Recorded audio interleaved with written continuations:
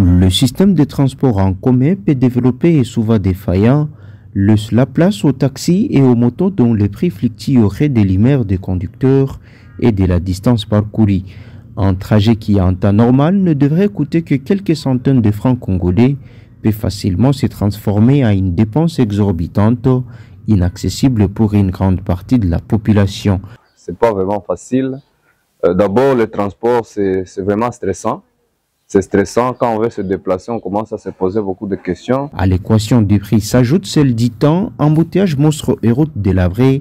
2 heures peuvent être perdues sur la route, décourageant les initiatives de rencontres et rendant les visites impossibles. En tout cas, vous savez, à Kinshasa, les gens habitent distantement, c'est-à-dire à des distances un tout petit peu éloignées les uns des autres.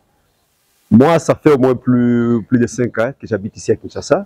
Il m'a toujours été difficile de visiter quelques membres de ma famille qui habitent à 20 km, 15 km dans la capitale, faute du coût de transport très élevé.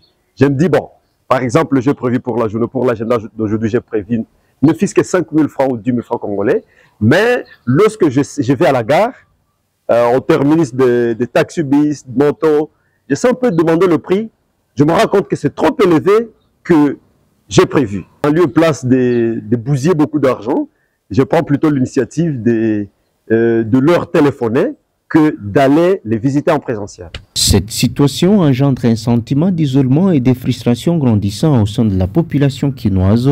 Les liens familiaux et amicaux se fragilisent, les occasions de partage et de convivialité se raréfient. La ville pourtant si dense et vibrante se transforme en un labyrinthe où les distances se mesurent en temps, en argent plutôt qu'en kilomètres.